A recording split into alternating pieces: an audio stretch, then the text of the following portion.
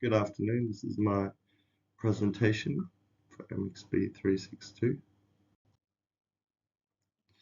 So basically, the purpose is looking at really big numbers or sequences that,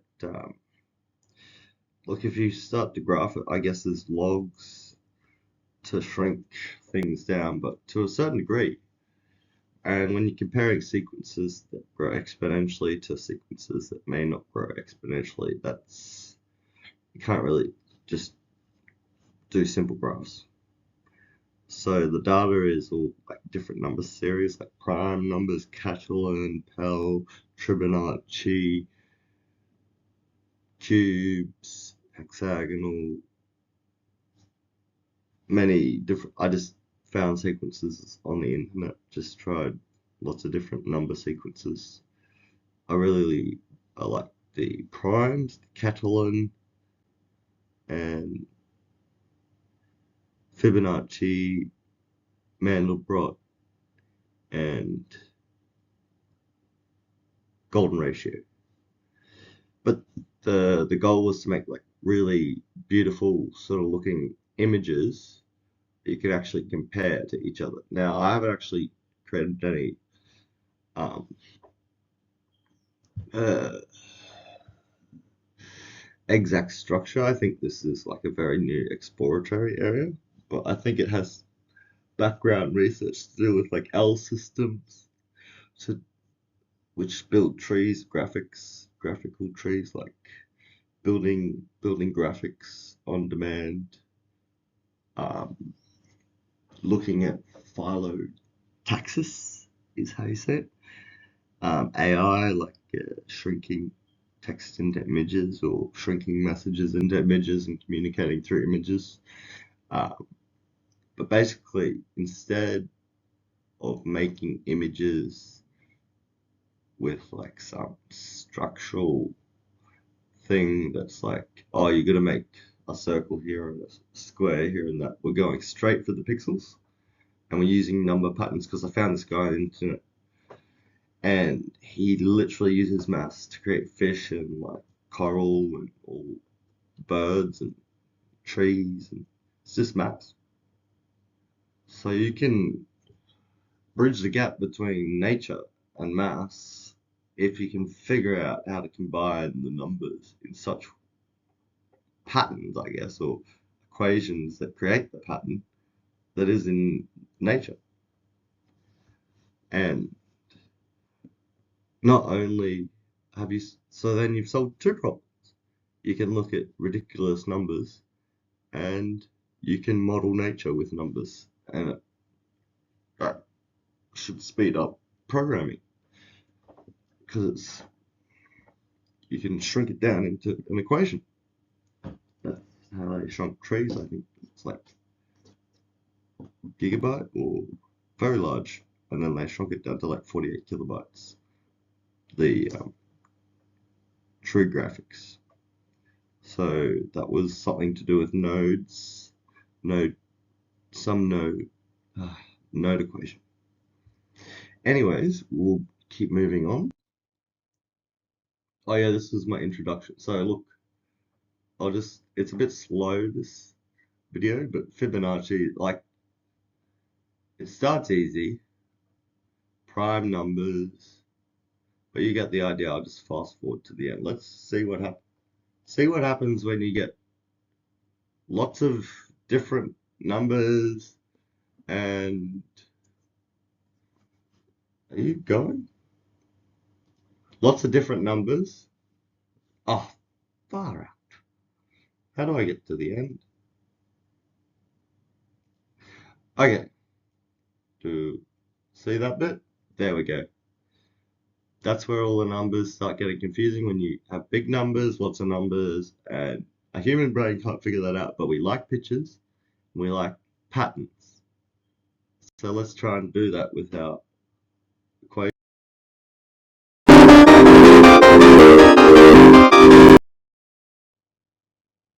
Okay, so for the really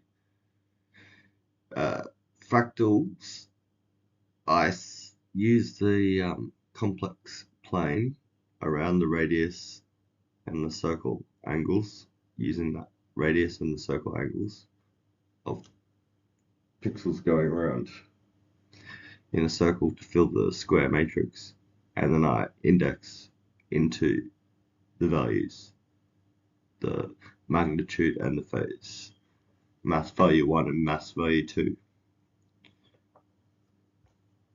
And then next slide. Okie dokie. So, as you can see, the RGB is where it's all happening, but it's coming mostly from the mass value, which is indexed from a complex plane, which is rotating or going in circles in to make the pixels circles around until it gets all the way to the outside. But we're measuring the radius and the angle, and we're doing some complex transformations and then indexing it back into the value. And I use both the complex, the scaled magnitude from the complex and the mass value 1 and mass value 2. But you can see that there's definitely very similar between RGB, but the difference is I had to create fractional differences so that the colors cross over, because if 3 and 4 crosses over, so multiples of each other cross over, so that varies the colors. Otherwise you get yucky like black, or just like, yeah, it's not so good. And that makes it cleaner, like a really clean cut between RGB. I really like the green in that one, but oh,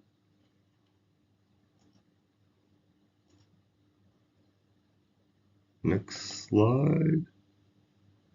What is going on? Go to the next slide.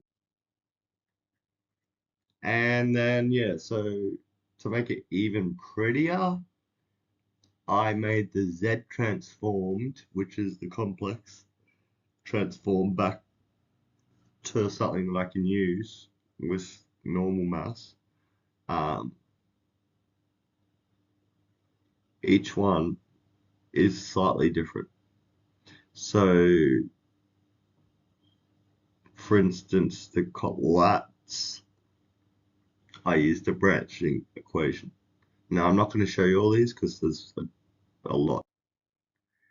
But then I decided you guys aren't going to understand all these crazy equations without like spending ages like I did. So you're probably not going to do that. So I'll make it as easy as possible.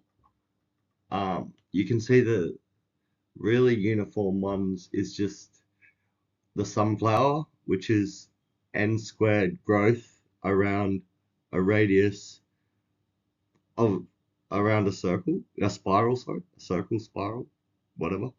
Um, and basically what it's doing is it's growing it at the square root of n, spreading out at square root of n, but the angle's at the golden ratio. And then the colors RGB are 3 different number series.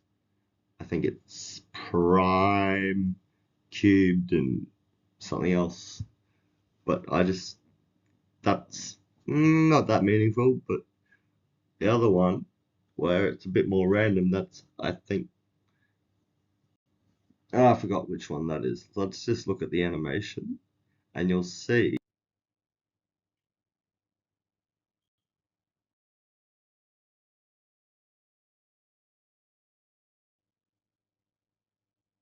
Okie dokie. So basically, to understand the one that I created that I think you might understand the best, you have one number and then another number, and then whoop, that line between them. Oh man, this is tricky. Trying to get my hands to to work with the camera. So here to here, line to there, line to there, line to there. That's a triangle. And there's an angle here. And I calculate that angle, and that's the magnitude of the difference between the numbers.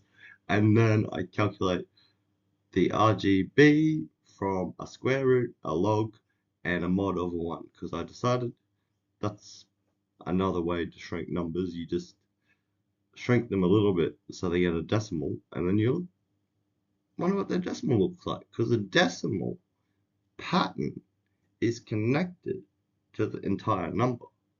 Just because you've chopped it off doesn't mean it's not connected, because it's already been equation. It's been shrunk, it's been square rooted, so you can basically just look at decimal.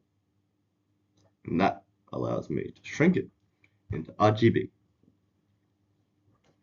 And I did experiment with squares to try and make it simple for you guys, but nah, didn't really like it. It's really simple, but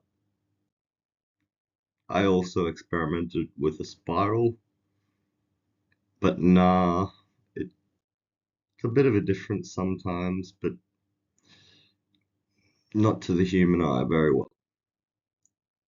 And that is the end of my presentation, and I hope you really like the video. It's on YouTube at Nathan Coyne.